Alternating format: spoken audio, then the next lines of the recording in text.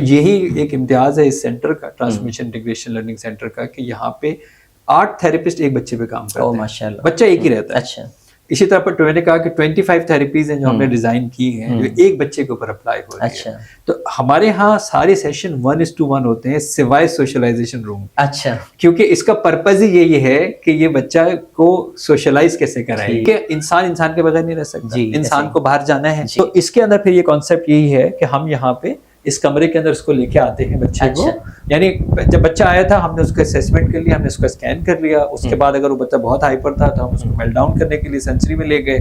थोड़ा सेट हुआ तो फिर हमने उसको स्कूल का बताया कि स्कूल के अंदर क्या होता है। फिर हमने उसकी बिहेवियर्स को जो है वो बताया, और अब हमने उस बच्चे को ये सिखाया है कि दूसरे बच्चे के साथ एग्जिस्ट कैसे करें, आपकी स्पेस कौन सी होगी। तो अगर हम बच्चे को अगर नहीं बताएंगे, अगर हम खेलने के लिए भी कि जी 2 बच्चे कैसे बैठेंगे, जिससे बच्चा जो है वो कैसे बैठेगा, तो उसके बाद अगर उसको कोई गेम खेलना है तो वो अगर वो गेम की उसकी बारी कब आएगी, ऐसे है ना। मुझे कब इंतजार करना है कि उसकी बात खत्म हो फिर मैंने बात करनी है। अगर मैं यहाँ पे चीजें फेंकूं, सारे अगर छीनने लग जाएंगे तो फिर क्या क्लास का माहौल होगा। जो अक्सर प्रॉब्लम आती है वो हमारे बच्चे जो है वो लड़ते भिड़ते हैं या बात नहीं करते। बिल्कुल। अक्सर अभी आपको जो कंप्लेन मिल रही है खास तौर से, ये तो अक्सर ये होता है कि सवालात आते हैं कि बच्चे आपस में लड़ते हैं, बहन भाई एक दूसरे को मारते हैं, एक दूसरे की चीजें। एक और चीज ये होती है कि जो छोटे वाले को चाहिए वो बड़े वाले को चाहिए, जो बड़े वाला हाथ में लेगा वो छोटे वाले। इसका मतलब ये है कि ये गलती हमसे हुई है एज अ पेरेंट्स, कि हमने उसको ये चीज सिखाई नहीं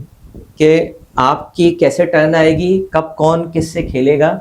जब हम ये सिखाएं। अच्छा, एक और चीज बड़ी इंपॉर्टेंट ये है कि रिश्तेदार आपस में जमा हो जाएंगे, सारी बहनें जमा हो गई, बच्चों को छोड़ दिया, ऐसा ही है, ठीक है। और वो बच्चे अपने हिसाब से जैसे दिल चाहे एक दूसरे को डील कर रहे हैं, ना उनको कोई सुपरवाइज करने वाला है, ऐसा ही है, ना उनको समझाने वाला है कि कैसे आपस में, खुद ही बस अल्लाह वास्ते छोड़ा हुआ है और फिर वो कुछ ना कुछ सीख। ऐसा ही है, ऐसा ही है। आप प्लीज कंटिन्यू कीजिए। देखिए मेजर जो स्किल्स मैं समझता हूँ, IQ के ऊपर तो भागना नहीं चाहिए, सही, एकेडमिक के ऊपर भागना नहीं चाहिए। अगर लोगों को ये पता लग जाए कि ये जो हमारा ब्रेन है, राइट, इस ब्रेन के अंदर जो लॉजिक का पार्ट है, राइट, जो हमारा प्रीफ्रंटल कॉर्टेक्स है, जहाँ पे ये लॉजिक बनती है, जिसके ऊपर why, when, where, how to do it, ये जो चीजें है ना, ये बननी शुरू होती है जब बच्चा 12 साल का हो जाता है। जिस चीज को आप सिखाना चाह रहे हैं ना एकेडमिक के नाम पे, सही, वो तो अभी उसका तो हिस्सा भी बना ही नहीं है, फिजिकल, सही। तो उसको क्या सिखाना है? Emotional intelligence, social intelligence. सही।